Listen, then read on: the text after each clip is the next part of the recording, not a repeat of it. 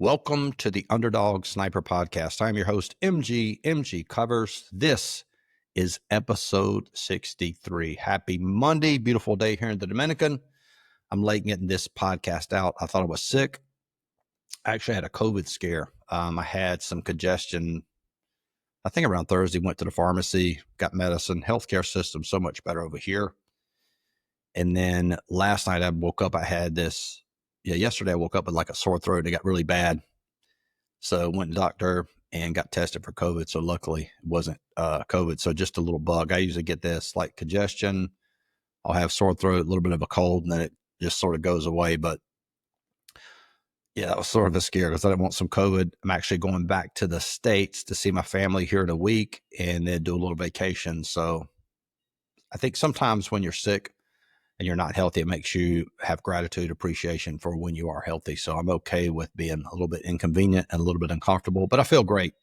It's just some cold symptoms. So a lot to talk about in this episode. We're going to focus on Major League Baseball, and that's pretty much going to dominate this podcast. Now, what you're looking at, the actual Major League Baseball wagers that we wagered personally through June 21st, 143 wins, 156 losses, minus 10.5 units. The exact same model last year through the exact same date was 88 and 78 plus 30.27 units. The prior year, 2023, which was when I created this model, 50 and 44 plus 20.73 units. So I made this decision, hey, we got to make some changes to this model. And we had a really good discussion on YouTube. If that person that commented on the YouTube channel is watching, greatly appreciate that because they were curious about pitching. And that really is the focus of this podcast. I do feel like pitching has caught up with hitting. And at the same time, this is real important. You have to give me credit because I recognized it even back 3 years ago, 2023, I guess 2 years ago, that it was way overvalued. And so to have the hindsight or the intellect to be able to do that created a very profitable model. So you're looking at the last 2 years was about 80 units if you factor the full seasons. And then it would end up, if we made a mistake wagering into September last year. If we'd have cut that out, you're talking about a model for 2 years that would have generated 95 units. So the model that we had last 2 years, really, really well. And one thing you have to understand about modeling and also about sports in general is there is a catching up period. Let me give you two examples. I don't know if you guys can remember the Wildcat when it came out, and I think it was in college football. It came out and they put it in the NFL. If you don't know anything about football, you would just put one back in the backfield. That was it. Hike it to him, and he would sort of make a decision where he was going to go. They were able to stack the box with a lot of different linemen, only had one person in the backfield. I think they had two wide receivers on either end. And it was very difficult for NFL teams to stop the Wildcat. Everybody started running it. What happened? Defenses figured it out. It was no longer successful. They figured out how to stop it. And then in NFL, if you back up, I think maybe even like 4 years ago is when we saw this change. If you remember, or maybe that was 3 years ago when under started cashing like crazy. You went 2 full seasons, you would have made 20 plus units playing the under. Well, what happened? Well, defenses realized, hey, we need to play. The basic defense was let's play a two-man shell, a two-man under shell. So they have everybody manned up or either in zone. You got two safeties deep or a lot of quarters coverage, which means they have, maybe like 4 down linemen, 8 people in the secondary. It makes it very difficult to get beat by a long pass. So for an NFL defense, and this is true even up to right now, if an offense drives down the field, takes 7 minutes off the clock, they kick a field goal, that's a win. Even though they gave up 3 points, they're burning a lot of clock. They were only able to kick a field goal. So the way defense is played in NFL now, it's all about not letting you score a touchdown. So when they have that two-man shell, always having 2 safeties back, it's rare to see zero blitz. If you don't know anything about NFL, zero blitz means everybody's blitzing. everybody's manned up. There's nobody deep. It's just one-on-one coverage. You don't see that as much in NFL. You may see it in like the red zone, but you don't see that much. And so it's very difficult what you saw. NFL is different from what you saw 5-6 years ago where, 80-yard touchdown passes were common. Well, now it makes it difficult for teams to score. So again, because that was a change in NFL and that's the way the game's played, your model has to change. We had a very successful NFL model. We had to change that. And so what you're seeing now with Major League Baseball, finally, it took really 3 seasons for pitching to catch up, but now it's caught up. So as you know, this model here that you're looking at did not include pitching. So we're going to incorporate pitching into this model. And this is very important to note because just because you know what's going on doesn't mean you're going to be able to create a successful model. Because the question is, okay, if you're going to put starting pitching in, what stat are you going to use? Are you going to use ERA? Are you going to use WHIP? Are you going to use just earned runs? Are you going to use last 4 starts? Are you going to use season to date starts? Are you going to use his away stats, home stats, night, day, etc., left-handed, right-hander?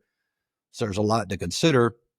And I want to show you something super fascinating that sort of confirms this point about pitching. I basically got this from Fangraphs. This is a really good site. You can actually get this for free, just scraping it, copy and pasting it.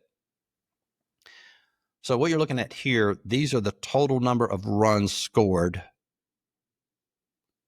year to date for Major League Baseball. 9,538 runs, total amount of games played, 2196.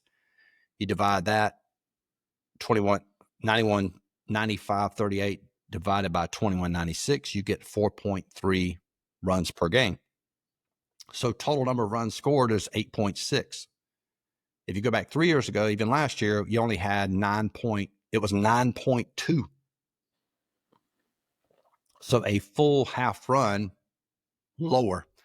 So what does that do? So if we've got, just picture this as like a scale.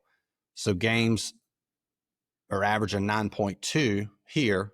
See if you can see it on the screen. Now they're averaging 8.6. So that brings teams closer together, creates more variance. Now, let's go over here and look at this. This is really fascinating. So what I did is I just averaged this out. So Dodgers, how about the Dodgers averaging 5.6 runs per game? So now the mean is 4.3. So they're averaging a full run, almost a run and a half more per game. And they're 48 and 31. Chicago Cubs, the same deal, 46 and 31. So what you can say with Dodgers and Cubs, starting pitching to some degree is irrelevant for them because they're able to score so many runs. And I'm trying to get you guys to think and help you build models at the same time without giving away too much. Now, if you look at Arizona is averaging 5.1 runs per game, and they're 39 and 38. So not as good as Dodgers and the Cubs. So I'll segue into this. Why would that be? Well, let's switch to this page here. And I'm not saying to use ERA, but on this particular page, we're looking at ERA stats year to date. Let me see if you guys can see it on the screen. Yeah, it's highlighted right here. See where it says ERA? So the best team in ERA, this is for starting pitching. It's not relief pitching because, again, there's 3 parts to Major League Baseball. This is the secret if you really want to know, and I know this is elementary. You have starting pitching, hitting, relief pitching.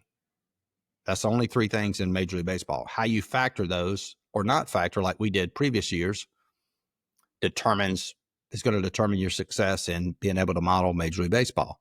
Milwaukee, best team in Major League Baseball, ERA-wise, starting pitching, 3.1. Worst team, Colorado, 6.66. Look at Arizona, 4.51 ERA. So how is Arizona averaging 5.1 runs per game, but only 39 and 38? Very simple. Their ERA for starting pitching year to date is 4.51. All right, let's go through a few a few more of these. Let's scroll down here and look at, this is interesting. Take a look at Oakland. Oakland Athletics averaging 4.2. Well, the mean average for all teams combined is 4.3. So they're basically scoring average number of runs, but they are 32 and 48. Why are they 32 and 48? Because their ERA is 5.17. So again, I'm just confirming and showing you that now that the starting pitching does have an impact on the game. Didn't have an impact as much last 2 seasons, but now it does. And proof of that is the fact that, again, going back to 8.6 average number of runs scored as compared to 9.2 from your previous 2 seasons. All right, let's go back and look at down here at the bottom. And this is really fascinating.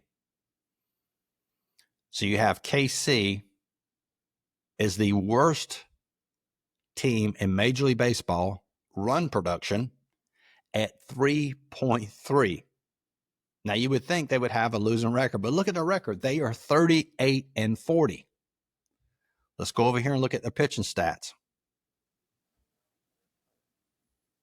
Kansas City, if you can see that on the screen, 3.35. So in essence, they're scoring the same number of runs as they're giving up. So they're 38 and 40. So from a managerial perspective, if they could figure out, they got good pitching, right? They got really good starting pitching. They're the 5th best team in ERA. So if I'm looking at this team from a managing perspective, if they can hit the ball a little bit better, maybe trade for some hitting, might be a playoff team. All right. A few more of these. This is really fascinating. Of course, Colorado, we already talked about. 18 and 60, dreadful starting pitching. And of course, they play in Coors Field. But another interesting one is San Francisco. San Francisco, it looks like they're about the 20th. Well, that's basically average, 4.2 runs per game. Look at their record, 44 and 34. So without even showing you their ERA, what can we conclude? That they have a really good pitching staff. So let's take a look at it. San Francisco, scroll over here. San Francisco is averaging 3.72 ERA. So I will tell you this, when factoring a number like ERA that's real small, the top 10 concept might be very difficult to do because you can see how close this is. Teams are either giving up 3, 4, or 5 runs, same on the run side. So if you use top 10, what I'm saying is Milwaukee, Texas, Mets, Detroit, KC, Philly, New York, Atlanta, all the way up to probably 1 through 13 are probably very similar, even maybe 1 through 15. I could actually calculate the mean here to figure that out, but I'm saying it's very tight, so it's very difficult to factor it that way.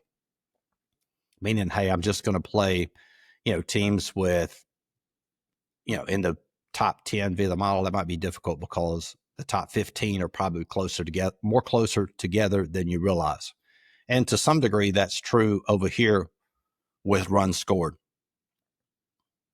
So anyway, I've already started to make some changes to this model. Now, the good news is modeling is, again, my forte. I'm not really too much into top down, but I do feel real confident we can put something together that's profitable. And we're looking at, we got 1 week left in June, and then we'll have all of July. We'll have all of August. So we have plenty of time to recover. Actual dollar wise, I think we're down right at $4,000 for Major League Baseball, which isn't bad. Still positive year to date for all sports. So again, I talked about that in last week's podcast about reframing it into a positive, and that's always important to do. And then one other announcement that's really exciting. If you're a client, you're going to get access to this entire rebuild. We had one video. I'm going to try to get a video out almost every day. So there's a stat we're using for starting pitching. We talked about that in yesterday's video. And so you'll get to see the entire rebuild. So one advantage of being a client, even though year to date for baseball, we have a losing record, you're going to get to see the process for how I rebuild this. And if you're not a client, want to become a client, hey, got to pitch it on the podcast, folks. I don't do this for free. $50 a month. So it's very inexpensive. You can ask questions, how we're factoring this. You'll be able to see the new model, any changes that we make. I'll probably make another video after this for clients as well. So link to join the description box. In addition to that, you get access to all my lines for all sports. We've got college football coming around the corner. We'll have lines from the very first week, which really is about, about 2 weeks away? 2.5 months away. NFL, college basketball, NBA in the fall. So link to join the description. If you want access to all my plays, $100 a month. And if you join for a year, that's the best value. Instead of paying $100 each month, you pay $4.99 one time, get access to everything on the site. It's like getting an associate's degree in sports handicapping. Greatly appreciate you guys tuning into this podcast. Good luck, and hopefully make some progress here in Major League Baseball weeks to come. Talk to you guys on the next episode. Peace.